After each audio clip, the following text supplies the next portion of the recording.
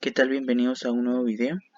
En esta ocasión, en este video vamos a tratar el tema de cuentas de resultados. Este sería la tercera clasificación de cuentas que veríamos en la clase, por lo tanto necesito que terminemos de pulir este tema de esta clasificación para que no se nos haga difícil el momento de hacer registros contables.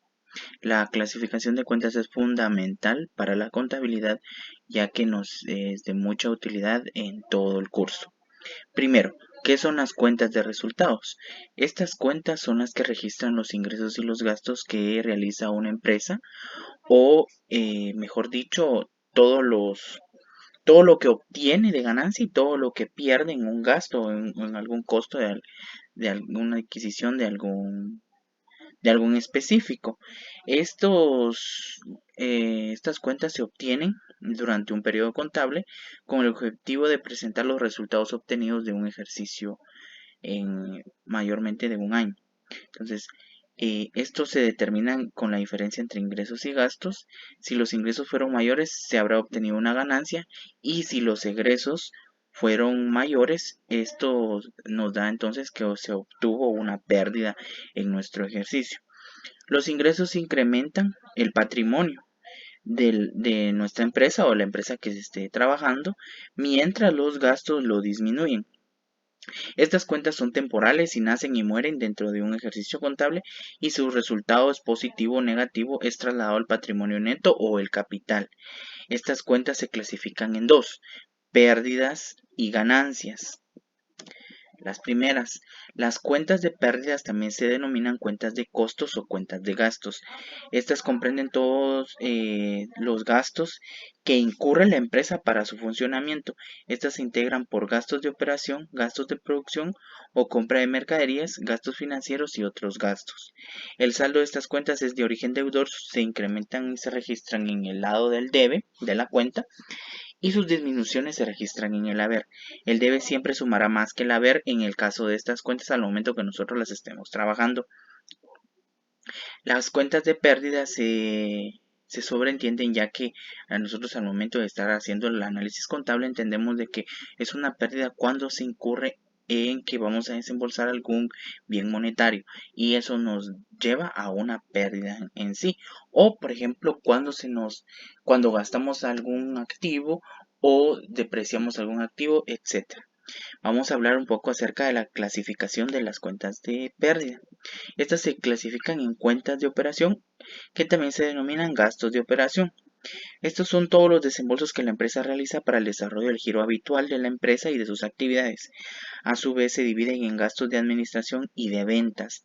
Las cuentas más comunes tenemos los pagos de sueldos, la bonificación incentivo. Esta bonificación registra la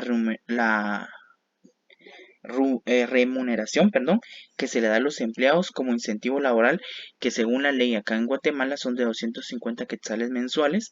Esta bonificación es de carácter obligatorio aquí en nuestro país, según el decreto 37-2001 del Congreso de la República. Cuotas patronales, que estas se registran las cuotas patronales de un porcentaje del 12.67% sobre el total de los sueldos que el patrono ha pagado al IX. Publicidad y propaganda, alquileres pagados, etcétera, etcétera. Hay una infinidad de cuentas o gastos de operación, que también podemos mencionar una reparación y mantenimiento, ya sea de maquinaria, tanto de un equipo de cómputo, etcétera. Papelería y útiles consumidos, útiles enseres consumidos, material de empaque consumido. Todo lo que sea consumido se considera un gasto de operación. Depreciaciones, este se registra los desgastes que sufren los activos fijos debido a su uso.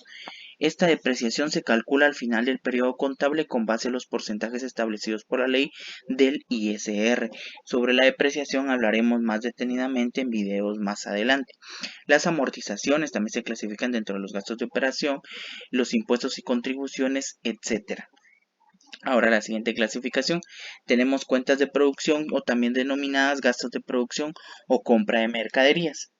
Estos son los desembolsos que la empresa realiza para producir los bienes para la venta, o si es una empresa comercial, son los desembolsos para la compra de artículos para la venta. Algunas de las cuentas más comunes dentro de esta clasificación tenemos las compras, que registran todos los artículos que se compran para la venta, los gastos sobre compras que infligen transporte, impuestos, combustible, fletes, etcétera.